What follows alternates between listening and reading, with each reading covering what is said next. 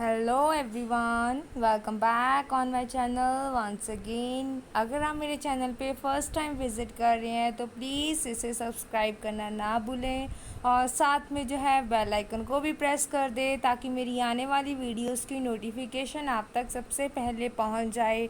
अगर आपको मेरी वीडियो अच्छी लगे तो प्लीज़ इसे लाइक शेयर एंड कमेंट करना ना भूलें और साथ में जो है प्लीज़ वीडियो को लास्ट तक ज़रूर देखा करें ताकि पूरे टॉपिक के रिगार्डिंग आपको फुल इंफॉर्मेशन प्रॉपरली मिल जाए, कोई भी चीज़ जो है वो स्किप ना हो जाए। So please it's request to all of you, please और see the whole video at last. So आज हम टॉपिक स्टार्ट कर रहे हैं मॉडर्न ऑफिस प्रैक्टिसेस का, इम्पोर्टेंस ऑफ ऑफिस, जो कि +1 कॉमर्स का MOP का चैप्टर है, इम्पोर्टेंस ऑफ ऑफिस। उसके बारे में हम अब इसमें रीड करेंगे। So firstly meaning of office. Office का मीनिंग क्या है, जो ऑलरेडी मैं आपको बहुत सारी जो वीडियोस पहले बनी हुई है उसमें भी बता चुकी हूँ। ऑफिस क्या है, वो कैसे बनता है, उसके फंक्शंस क्या हैं। सो इसी चीज़ को दोबारा से रिपीट कर रही हूँ। So what is office? Office क्या है?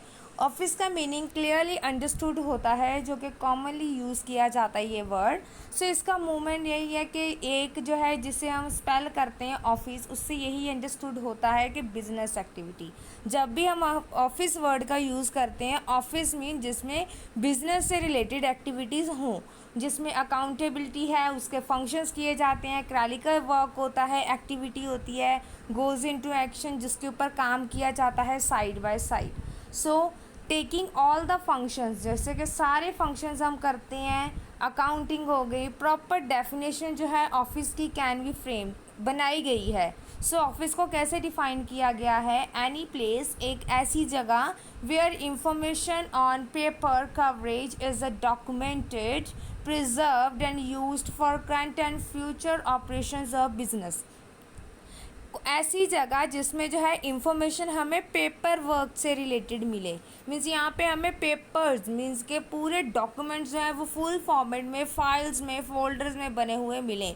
प्रॉपर रिकॉर्ड जो है हमें मिले करंट का, पास्ट का और फ्यूचर से रिलेटेड भी, ताकि हम जो है बिजनेस के फ्यूचर ऑपरेशंस को कर पाएँ करंट बेसिस के ऊपर। सो करंट और पास्ट की इंफॉर्मेशन लेने के लिए एक ऐसी ही जगह पूरे बिजनेस में होती है।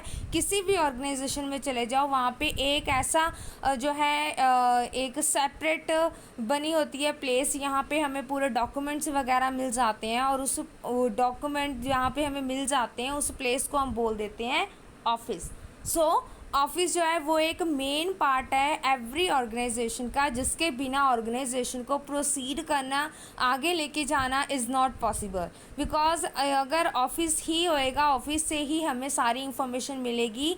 जो भी हमने पुराने जो वर्कआउट किया है उसके ऊपर, जो करंटली चल रहा है उसके ऊपर, जो भी हमारा बजट है, जो भी गोल सेट किया गया है, जो भी पार्टनरशिप्स हैं, जो भी हम जो है अपने फ्यूचर से रिलेटेड कोई भी डिसीज़न लेना चाहते हैं, तो वो ऑफिस की हेल्प से बहुत ही स्मूथली वर्क उसके ऊपर हो जाता है। सो इन्फॉर्मेशन जो कि हमें मिलती है ऑफिस से, वो किस चीज़ से रिलेटेड है? प्रोडक्शन से रिलेटेड मिल जाती है, मार्केटिंग से रिलेटेड मिल जाती है, वेरियस अदर एक्टिविटीज़ जो बिज़नेस की है उससे रिलेटेड मिल जाती है। So proper record of receiving, हम प्रॉपर रिकॉर्ड रिसीव करते हैं, ऑर्डर्स को एग्जीक्यूट करते हैं। जो रिकॉर्ड परचेजिंग का है, स्टोरिंग का है, बाइंग का है, पेमेंट का है, वो सारे रिकॉर्ड जो है हमें ऑफिस से अवेलेबल हो जाते हैं। उनके इंफॉर्मेशन से जो भी इंफॉर्मेशन चाहिए वो हमें ऑफिस से अवेलेबल हो जाती है। So due to the organisation के साथ जो है हम कुछ अदर जो है रिकॉर्ड्स को मेंटेन करके रखते हैं। जैसे ये सारे जो भी रिकॉर्ड्स है, प्रोडक्शन से रिलेटेड, फाइनेंस से रिलेटेड, कोई मार्केटिंग है, सेलिंग है, परचेजिंग है, उन सभी से रिलेटेड, जो पेमेंट है, रिसिप्ट है, उन सारी चीज़ों से रिलेटेड जो है हमें इंफॉर्मेशन ऑर्गेनाइजेशन के ऑफिस से मिल जाती है। और वो सारी इंफॉर्मेशन को, डिटेल्स को, ऑफिस के वर्क को जो है मेंटेन करके रखता है, उनके रिकॉर्ड्स को office. So next is importance of office. Office के कुछ ऐसी इंपॉर्टेंस है जो नॉर्मल है, जो कि डेली रूट के ऊपर करते ही हैं। सो उसमें क्या क्या है, तो जिसे सक्सेसफुली बनाने के लिए कुछ फैक्टर्स हैं, जैसे कि फर्स्ट इज़ प्लानिंग करना, सेकेंड इज़ ऑर्गेनाइजिंग करना, डायरेक्टिंग करना, स्टाफिंग करना, कंट्रोलिंग एंड कोऑर्डिनेट करना, ऑफिस कॉरेस्पॉन्डेंस, रिक्रूटमेंट करनी, बजटिंग करनी। सो इसमें क्या है, प्लानिंग मीन्स हमने ये प्लान करना है कि हमने फ्यूचर में क्या करना है, हमारा ऑब्जेक्टिव क्या है, ऑब्जेक्टिव को सेट करना, उससे रिलेटेड पॉलिसीज़ बनाना, प्लानिंग करनी, तो डिसीजंस लेने वो सारे प्लानिंग में होते हैं। Second point is organising. तो अब जो है हमने एक ऑर्गेनाइजेशन को जो है वो डिपार्टमेंट में हमने सेंट्रलाइज करना है, तो उसको डिवीज़न ऑफ वर्क को जो है डिवाइड करना है, और वो सारी चीज़ें ऑर्गेनाइजिंग में होएंगी। कोई कौन सा डिपार्टमेंट कहाँ पे सेटअप करना है, कौन सा डिपार्टमेंट आएगा इसमें, और कौन कौन से डिपार्टमेंट में हमने अपने बिजनेस को डिस्ट्रीब्यूट करना है। सो ये सारी चीज़ें ऑर्गेनाइजिंग में की जाती हैं। And next is directing. Directing में क्या होता है, हम जो है डायरेक्शंस प्रोवाइड करते हैं अलग अलग, जैसे प्रोडक्शन के लिए अलग डायरेक्शंस होएंगी, और प्रोसीजर के लिए अलग होएगी, प्रोडक्शन के लिए अलग है, मार्केटिंग के लिए अलग है, परचेजिंग के लिए, एडवर्टीज़मेंट के लिए, सेलिंग के लिए, तो वो सारी अलग अलग है डिपार्टमेंट्स, उनको डायरेक्शंस देनी है। सो आ गया स्टाफिंग। अब उनके लिए हमें लेबर भी अपॉइंट करनी है, मैनेजर्स भी अपॉइंट करने हैं, और उसके लिए अलग अलग जो है डिपार्टमेंट के हेड भी अपॉइंट करने हैं। तो वो सारे स्टाफिंग में जाकर हम रिक्रूट करेंगे, उन्हें लेकर आएंगे, और राइट जॉब राइट पर्सन को अवेलेबल करवाएंगे। Next is controlling and coordinating. तो कंट्रोलिंग जो है मोस्ट इम्पॉर्टेंट फंक्शन है, कि जिसके साथ ऑर्गेनाइजेशन जो है कंट्रोल करना भी उसे ज़रूरी है, ताकि वेस्टेज ना हो। जो भी डिसीज़न हमने लिया है, गोल सेट किया है, उससे रिगार्डिंग हमें प्रॉपर जो है इंफॉर्मेशन मिलती रहे, हमारा जो डाटा है उसके रिलेटेड जो है चलता रहे। तो वो सारी चीज़ें भी हम कंट्रोलिंग में, ऑर्गेनाइजेशन को कंट्रोल करना भी एक बहुत ज़्यादा इम्पॉर्टेंट है। Next is coordination. कोऑर्डिनेशन का अगर हमने जो है प्रॉपर अपनी मैनेजमेंट के साथ काम करना है, प्लानिंग के साथ काम करना है, तो सभी डिपार्टमेंट्स को एकजुट होकर कोऑर्डिनेट करके कोऑपरेशन के साथ काम करेंगे, तब भी जो है हम जो है जल्दी अपने ऑब्जेक्टिव की ओर जो है बढ़ पाएंगे, उसको जो सेट किया है वो अचीव कर पाएंगे। Next is office correspondence. So office के बारे में भी कॉरेस्पॉन्डेंस, जो पोजीशंस हमें प्रोवाइड की गई हैं उनके बारे में जानना। रिक्रूट मीन्स सिलेक्शन करना, सेलेक्ट करना, पर्सन को अपॉइंट करना, तो रिक्रूट करना वो भी ज़रूरी है। And budgeting is last point. अगर हम डिसीज़न ले रहे हैं, तो डिसीज़न जो हमने ऑब्जेक्टिव जो गोल सेट किया है उसके रिगार्डिंग हमने बजट भी बनाना है, जिससे हमें ये पता चलेगा कि हमने इतनी चीज़ें नहीं लेनी है, इतनी हमने अडॉप्ट करनी है, इतना फाइनेंस क्रिएट करना है, जिससे हमारा जो है मेंटेन करके चलना है। बैलेंसेस, इक्विटी प्लस डेट हमने मेंटेन करनी है, तो उनका बजट तैयार करना है, जिससे हमने अपने गोल को अचीव करना है। So there is a next is importance of office. Office के जो मेन है वो हम क्या इसकी इम्पोर्टेंस है, ऑफिस क्यों ज़रूरी है। फर्स्ट चीज़ इसकी इम्पोर्टेंस ये है कि ये एक इंफॉर्मेशन सेंटर है। इंफॉर्मेशन सेंटर मीन्स एक ये ऑफिस जो होता है वो एक ऐसी जगह है, एक ऐसी प्लेस है, यहाँ से हमें पूरी इंफॉर्मेशन जो है मिल जाती है। तो ऑफिस को हम इंफॉर्मेशन सेंटर बोलते हैं, जिसे हम डाटा बैंक भी बोल सकते हैं, जिससे हमें सभी टाइप की ऑल इंफॉर्मेशन जो है अवेलेबल हो जाती है, on which the business that it does it is carried, जिससे हमें ये पता चल जाता है कि बिज़नेस जो हम कैरी कर रहे हैं तो उससे रिगार्डिंग पूरी इंफॉर्मेशन हमें अवेलेबल हो जाती है, चाहे वो प्रेजेंट है, पास्ट फिगर्स हैं बिजनेस की, उससे related. And it does should be in the office, वो सभी चीज़ें हमें ऑफिस से ही मिल जाती हैं। मीन्स जो भी हमें डाटा चाहिए, प्रेजेंट से रिलेटेड है, पास्ट है, तो वो सारी चीज़ें हमें इंफॉर्मेशन जो है ऑफिस से अवेलेबल हो जाती है। इन चीज़ों के बेसिक के ऊपर जो है जो ऑफिस होता है वो प्लान करता है, फॉरकास्ट करता है, ऑपरेशंस को कंट्रोल करता है, और उनके एरियाज़ जो इनके ऊपर ऑपरेशन किया जाता है, operation there is a not a operation means doctorate वाला ऑपरेशन नहीं है, दैट मीन्स काम करना, ऑपरेट करना। उनको ऑपरेट मीन्स हम बोल सकते हैं जो डेली बेसिस के ऊपर काम करते हैं, एक्शंस लेते हैं, तो वो यहाँ पे उसके लिए वर्ड को यूज़ किया गया है। And next is office survive as a channel of communication. Office को हम एक चैनल मान सकते हैं जिसके ज़रिए हम कम्युनिकेट कर सकते हैं दूसरे डिपार्टमेंट के साथ, क्योंकि एक डिपार्टमेंट की इंफॉर्मेशन हमें बिजनेस से मिल जाती है दूसरे डिपार्टमेंट को। सो इट इज़ द एविडेंट, ये एक एविडेंट के तौर पे ऊपर देखें तो विदाउट एनी कम्युनिकेशन, बिना किसी से बातचीत किए, तो यहाँ से हमें पूरा एविडेंस मिल जाता है हर चीज़ का। तो ऑफिस जो है जस्ट कैन नॉट फंक्शन, वो ऑफिस से जो है अकेला फंक्शन ही नहीं करता है, it can not survive it's purpose, वो अपने पर्पस में जो है सर्वाइव भी नहीं कर सकता है विदाउट कम्युनिकेशन, क्योंकि कम्युनिकेशन के बिना नथिंग इज़ पॉसिबल।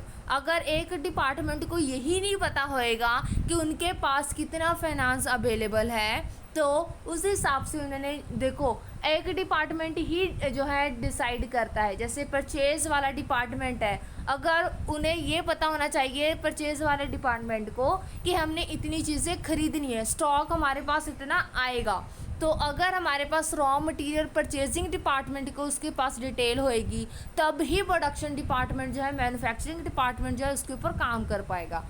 तभी अगर उसे ये पता होएगा कि परचेजिंग डिपार्टमेंट में इतना रॉ मटेरियल पड़ा है, तो उनके पास इतनी इंफॉर्मेशन है, मीन्स उनके पास रिकॉर्ड है, तब ही प्रोडक्शन डिपार्टमेंट उनसे रिलेट करके प्रोडक्ट बनाएगा। तो ऐसा तो नहीं होएगा कि उनके पास अगर अगर परचेज डिपार्टमेंट ने कुछ भी बाय नहीं किया, परचेज नहीं किया, तो प्रोडक्शन कैसे होएगी। So these are inter related to each other. So उसके बाद जो है अगर प्रोडक्शन होएगी तो सेलिंग डिपार्टमेंट क्या करेगा, उसे ये भी देखना पड़ेगा सेलिंग डिपार्टमेंट को कि जो अब प्रोडक्ट बनाया गया है उसको फिनिशिंग दी है, तो उस हिसाब से वो सेलिंग करेंगे, तो वो भी इंटर रिलेट करेगा। सो फाइनेंस की कहाँ पे ज़रूरत होएगी, फाइनेंस डिपार्टमेंट का रिलेट होएगा परचेज डिपार्टमेंट के साथ। यहाँ से उसे ये पता चलेगा कि इतने हमारे पास फाइनेंस है जिससे हमने रॉ मटेरियल को ख़रीदना है। तो ऐसे अलग अलग डिपार्टमेंट्स हैं जहाँ से हमें अलग अलग इंफॉर्मेशन जो है वो मिलती है, और each department relate to each other. तो हर डिपार्टमेंट का दूसरे डिपार्टमेंट के साथ जो है वो कम्युनिकेट होना बहुत ज़्यादा इंपॉर्टेंट है। तो ऑफिस ही एक ऐसा ज़रिया है जहाँ से हमें सारे डिपार्टमेंट्स की एक जगह के ऊपर इंफॉर्मेशन मिल जाती है, और यहाँ से हम जो है एग्जैक्टली इंफॉर्मेशन को कलेक्ट करके पास्ट बेसिस के ऊपर फ्यूचर के लिए डिसीजंस ले पाते हैं, करंट बेसिस के लिए, मींस करंट और पास्ट दोनों को मिलाकर फ्यूचर ऑपरेशंस के लिए, फ्यूचर एक्शंस के लिए हम डिसीजंस ले पाते हैं। सो एवरी इन्फो कम्युनिकेशन, जो हर कम्युनिकेशन है वो रिटन कम्युनिकेशन की फॉर्मेट में की जाती है, top to bottom. Top to bottom that's why, क्योंकि अगर कोई मैनेजर, अगर कोई बोर्ड ऑफ डायरेक्टर्स ने कोई भी डिसीजन लिया है, वो एम्प्लॉयज़ तक पहुंचना बहुत ज़्यादा ज़रूरी है, तो वो रिटन फॉर्मेट में जाता है, तो एग्जैक्ट इन्फॉर्मेशन पर्सन के पास मिल जाती है। सो अगर उनके पास रिटन में नहीं जाता है, तो बताने वाला, कम्युनिकेट करने वाला समटाइम समथिंग कुछ ना कुछ जो है स्किप कर देता है बीच में, तो प्रॉपर इन्फॉर्मेशन जो है वो नहीं मिल पाती। सो दैट्स वाई जो है it's a problem. So it create problem, जो वर्बली जो है हम कम्युनिकेट करते हैं दूसरे डिपार्टमेंट के साथ, उसमें थोड़ी सी प्रॉब्लम हो सकती है कि कहने वाले का जो वे है वो कुछ और होता है और लिसन करने वाले का कुछ और होता है। सो उनमें जो अंडरस्टैंडिंग की जो है प्रॉब्लम हो जाती है। So that's why written information जो है, written communication, non verbal communication is the best way to communicate with other departments, and this is done by the office.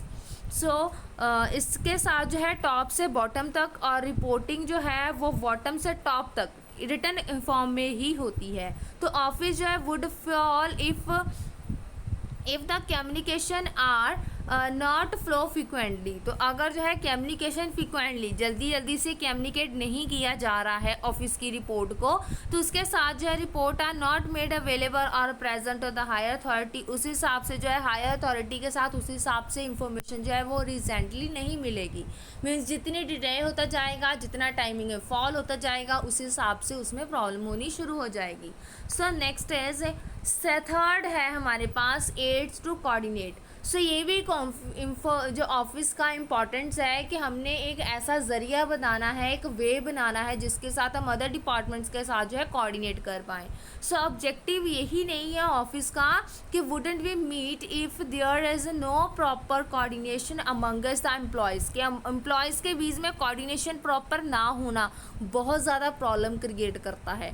So employer जो है, एम्प्लॉयज़ रिलेशन, इन दोनों का relation जो है, employ and employee का relation वो अच्छा होना ज़रूरी है एक प्रॉपर कोऑर्डिनेशन के लिए। अगर उनमें प्रॉपर कोऑर्डिनेशन नहीं है तो वो जो है अच्छे से वर्कआउट नहीं कर सकते हैं। So there is a one thing more, ध्यान से देखिए इस चीज़ को कि एम्प्लॉयर एंड एम्प्लॉय का रिलेशन, एम्प्लॉय एंड एम्प्लॉय, ये दोनों के रिलेशन इफेक्टिव इतने होने चाहिए जिससे जो है वो कोऑर्डिनेशन के साथ जो है काम कर पाएँ।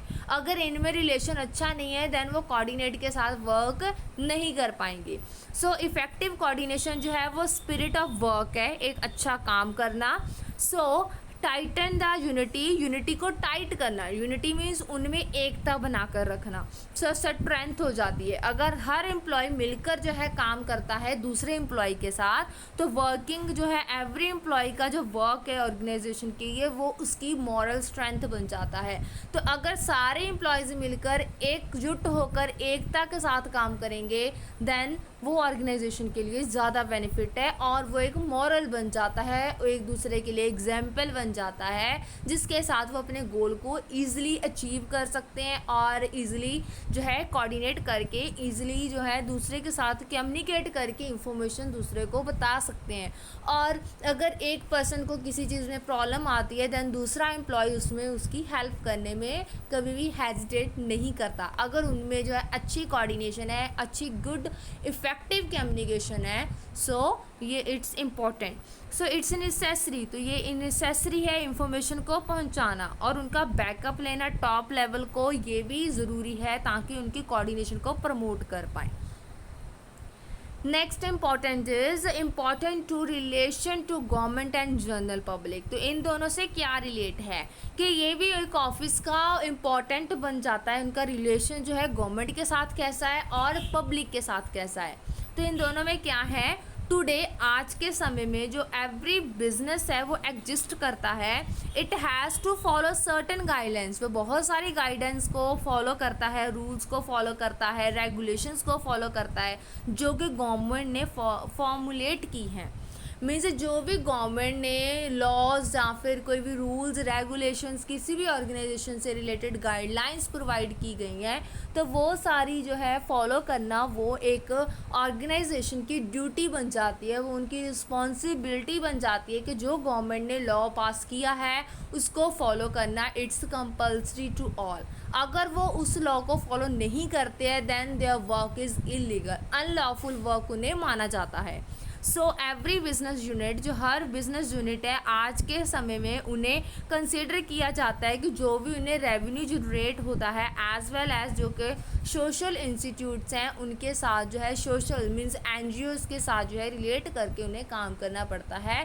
थोड़ी सी चैरिटी के से रिलेटेड अलग अलग जो है वो वे में उन्हें सोसाइटी के साथ डील करके काम करना पड़ता है, क्योंकि पब्लिक ही एक ऐसा है, क्योंकि पब्लिक ही कस्टमर है, पब्लिक में ही जाकर एक ऑर्गेनाइजेशन ने अपने प्रोडक्ट को सेल करना है और पब्लिक से ही लेबर लेके आनी है, एम्प्लॉयज़ लेके आने हैं ऑर्गेनाइजेशन में, अपने ऑफिस में अपने ऑर्गेनाइजेशन में काम करवाने के लिए। सो उनका गवर्नमेंट की रेगुलेशंस के साथ उन्हें फॉलो करके जो भी गवर्नमेंट ने फॉर्मुलेशन की है रूल्स एंड रेगुलेशंस की, उनकी गाइडलाइंस को फॉलो करके ही पब्लिक के साथ जो है वो रिलेट कर पाती है, एक ऑर्गेनाइजेशन उनके साथ डील करती है।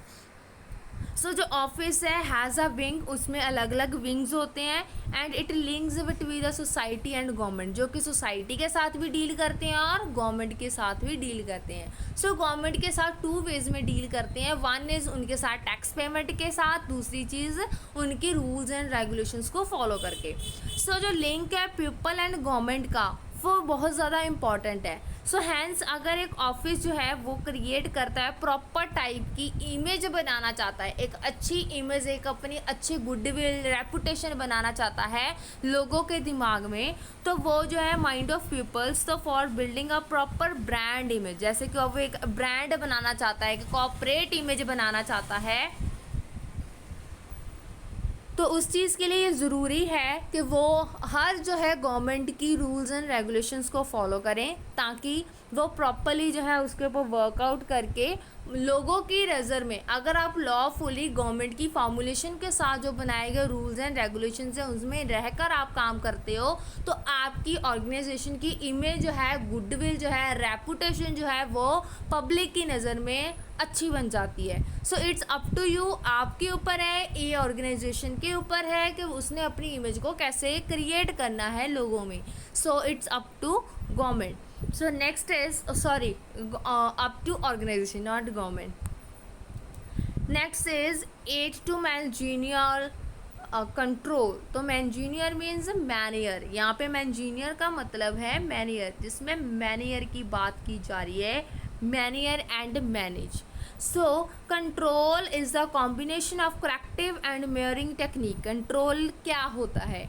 कंट्रोल होता है कॉम्बिनेशन दो चीज़ों का, कि अगर करेक्टिव मीन्स अगर कुछ गलत हो रहा है उसको करेक्ट करना, एंड मेयरिंग टेक्निक्स, और टेक्निक्स जो कि टेक्निक्स मेथड्स अप्लाई किए जा रहे हैं उन्हें मेयर करना कि वो अच्छे वे में किए जा रहे हैं, बजट के हिसाब से किए जा रहे हैं, किसी चीज़ की वेस्टेज तो नहीं हो रही है। सो ये सारी चीज़ें जो हैं उन्हें कंट्रोलिंग करना बोलते हैं। सो जिसमें हम सबऑर्डिनेट की परफॉर्मेंस को चेक करते हैं, and in order to make sure that the objectives of enterprises is achieve. और ये भी साथ में देखते हैं कि जो वो परफॉर्म कर रहे हैं एम्प्लॉयज़ हमारे सबऑर्डिनेट्स जो हैं, कि वो जो कर रहे हैं अपने वर्कआउट को, ऑपरेशन जो एक्शंस कर रहे हैं, जो काम कर रहे हैं, तो उनका वर्क जो है हमारी ऑब्जेक्टिव्स को अचीव करने में हेल्पफुल है या नहीं, वो चीज़ों को देखना, उन्हें सुपरवाइज करना, इट इज़ द कंट्रोल। तो उससे ही हम कंट्रोल बोलेंगे।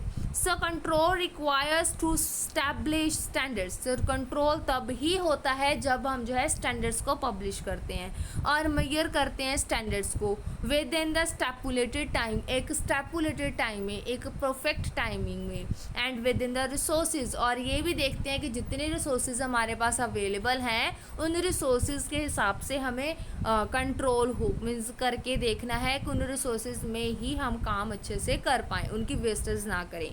सो एक्चुअली कैसे इन्हें मेजर किया जाता है? इट एक्चुअली मेजर्स मीन्स कैसे। So whether the standard set are achieved, जो भी स्टैंडर्ड सेट किए गए हैं, गोल सेट किए गए हैं, उनको अचीव करना, तो उसके साथ मेजर करते हैं। Second is it if not achieve, अगर वो अचीव नहीं होते हैं, then what was the deviation, कहाँ पे डिविएशन मीन्स कहाँ पे उनका डिफरेंस आ रहा है, कहाँ पे प्रॉब्लम आ रही है, and what is the percentage, उनकी परसेंटेज में क्या डिफरेंस आ रहा है, वो डिविएशंस देखनी। And once these are determined, अगर एक बार इन्हें डिटरमाइंड कर लिया जाता है तो वेरियस मीन्स ऑफ कंट्रोल जो है उन्हें डिवाइस्ड किया जाता है to put the office of और and enterprise on a right track. Means office को एक राइट ट्रैक के ऊपर लेके आने के लिए वो बहुत ज़्यादा ज़रूरी है। नेक्स्ट इज जो है important to relation to customer. तो कस्टमर के साथ कैसे रिलेट करता है, तो ये कैसे इसकी इम्पोर्टेंस है।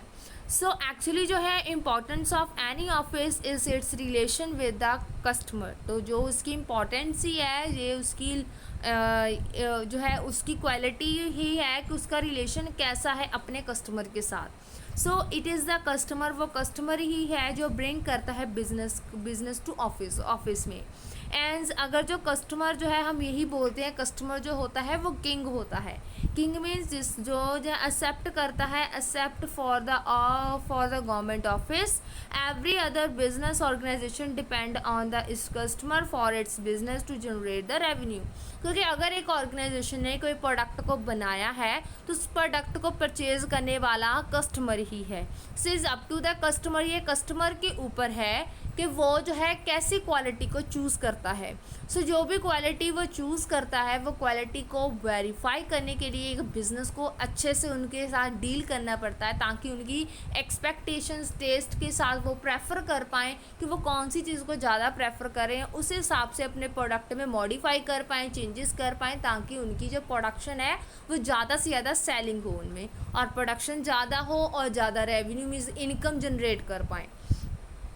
सो hence the importance of the office in relation to customer, यही एक सबसे ज़्यादा ग्रेट सिग्निफिकेंट है customer. Now it is empire, तो कस्टमर को ही हम किंग बोलते हैं, बादशाह बोलते हैं, राजा बोलते हैं। So keeping this in mind, अपने ध्यान में रखना ज़रूरी है कि अगर आप कस्टमर की ओर से कोई भी ऑर्डर रिसीव करते हो तो their enquiries and complaints are taken care by the office. तो ऑफिस जो है उनके जो है कंप्लेंट्स एंड जो उनके इंक्वायरीज़ हैं उनको अच्छे से देखना वो ड्यूटी बन जाती है। So through direct and personal contract, तो उनके साथ उनका पर्सनल कॉन्ट्रैक्ट या फिर डायरेक्टली उनके साथ कॉन्टैक्ट करके उनकी क्वायरीज जानना और उनकी कंप्लेंट्स को रिमूव करना, उन चीज़ों को ध्यान में रखना एक ऑफिस का वर्क है। आज के दिनों में जो modern office has a very important person, आज के जो मॉडर्न ऑफिस जो प्रैक्टिसेस हो रही हैं उनमें बहुत ज़्यादा इम्पॉर्टेंट है कि guest attending officer. Guest attending officer एक अलग से ऑफिस बनाया जाता है जहाँ पे एक ऑफिसर को बिठाया जाता है जो कि गेस्ट मीन्स कस्टमर को अटेंड करता है। So who attend all the customer, जो सभी कस्टमर्स को अटेंड करता है, इन्फॉर्म करता है उन्हें एवरीथिंग, हर चीज़ के बारे में डायरेक्शंस पर्सनली प्रोवाइड करता है फ़ोन के ऊपर एम्प्लॉय अबाउट द कंपनी, उनकी एक्टिविटीज़ और बिजनेस के बारे में, जिसे हम बोल देते हैं कि वो customer CCE, customer consultancy executives. तो वो क्या करते हैं, वो कंसल्टेंट्स होते हैं जो कि काउंसलिंग करते हैं अपने कस्टमर्स की, तो उनको एग्जीक्यूट करते हैं। जो भी उनको काउंसलिंग करने के बाद एक सर्वे करने के बाद पता चलता है कि वो कैसी प्रेफरेंसेस देते हैं कस्टमर्स, सो उस रिगार्डिंग जो है वो अपने प्रोडक्शन में चेंजेस करते हैं। So next is importance to share holders. Share holders के लिए कैसे इम्पॉर्टेंट है, सो बिजनेस जो है, हर ऑफिस जो है वो सर्वाइव करता है as an important link with the share holder. वो अपने शेयर होल्डर के साथ लिंक बनाकर रखता है एक साइड पे, और दूसरी साइड जो है कंपनी के साथ भी। तो जो भी उनके डिविडेंड की इश्यूज़ होती हैं शेयर्स के लिए, ट्रांसफ़र कर दिए शेयर्स, अपने नोट इशू कर दिया, मीटिंग का है कोई भी, answering about all the queries, अगर शेयर होल्डर्स की कोई क्वायरीज़ हैं वो इम्पॉर्टेंट है, ग्रेट इंपॉर्टेंस है शेयर होल्डर के लिए, एंड वो अपने प्रॉपर इंफॉर्मेशन जो है उन्हें ऑब्टेन नहीं होती है, अचीव नहीं कर पाते हैं, तो वो सारी इंफॉर्मेशन जो है ऑफिस उन्हें प्रोवाइड करता है शेयर होल्डर्स को, कि उन्हें कितना डिविडेंड मिलेगा, किस हिसाब से वो इन्वेस्ट करेंगे, कितना शेयर होल्डर मतलब कितने परसेंटेज का शेयर होल्डर, वो कितना हिस्सा शेयर का मिलेगा उन्हें, सो एवरीथिंग। सो वो स्टॉक होल्डर जो शेयर होल्डर्स होते हैं उन्हें वो सारी इंफॉर्मेशन जो है प्रोवाइड करता है ऑफिस।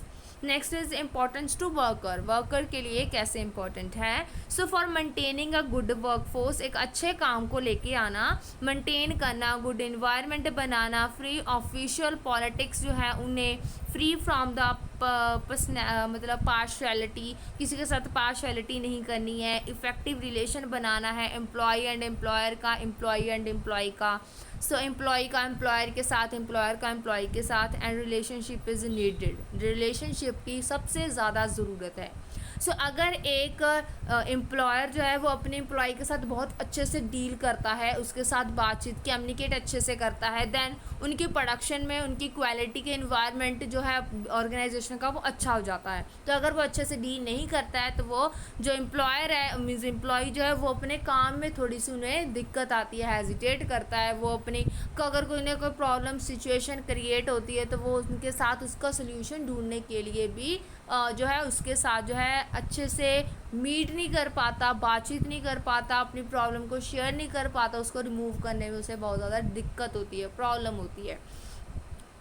सो अगर जो है पेमेंट जो टाइम के ऊपर मिलती है सैलरी, और जो वेजेस हैं वो टाइम के ऊपर मिल रही हैं, सैलरी शीट पर प्रिपेयर बनाई जाती है, मेंटेन किया जाता है, अटेंडेंस को अलाउ किया जाता है वर्कर को कि वो लीव ले, and during their time of emergency, emergency का टाइम है तो सम इम्पॉर्टेंट अदर फंक्शन, जो ऐसे कुछ फंक्शंस हैं, and has to be performed by office, ये सारे ऑफिस की तरफ से प्रोवाइड किए जाते हैं, परफॉर्म किए जाते हैं।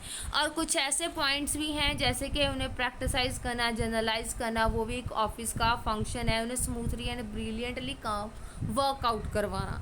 सो it is up to the office वो किस तरह अपने कस्टमर एम्प्लॉयज़ के साथ, वर्कर के साथ डील करता है।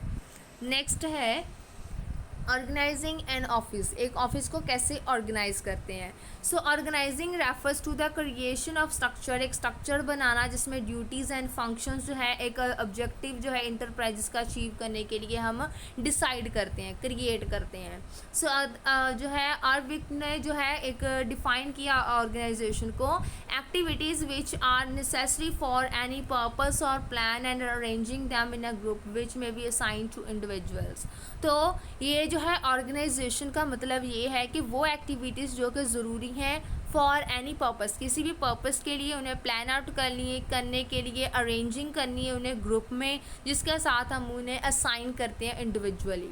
नेक्स्ट जो है ऑफिस जो है इज़ टू बी ऑर्गेनाइज, उन्हें ऑर्गेनाइज करना, ड्यूटीज़ को ऑर्गेनाइज करना, फंक्शंस को देखना कि वो कैसे काम कर रहे हैं, डिटरमाइंड करना उनकी एक्टिविटीज़ को, अथॉरिटी के साथ उनका कैसा रिलेशन है, इन चीज़ों को, ये सारे ऑफिस को स्मूथ चलाने के लिए ये सारे फंक्शंस को देखना पड़ता है। So next is organising an office में हम स्ट्रक्चर करेंगे कि ऑर्गेनाइजेशन का स्ट्रक्चर को बनाने के लिए उनके क्या करैक्टरिस्टिक्स हैं। So there is a first, it is a portrait and reflects the plan, वो एक ऐसा पोर्ट्रेट, एक ऐसी इमेज जो है जो कि प्लान को रिफ्लेक्ट करता है और कैरेक्टराइज करता है ऑफिस को।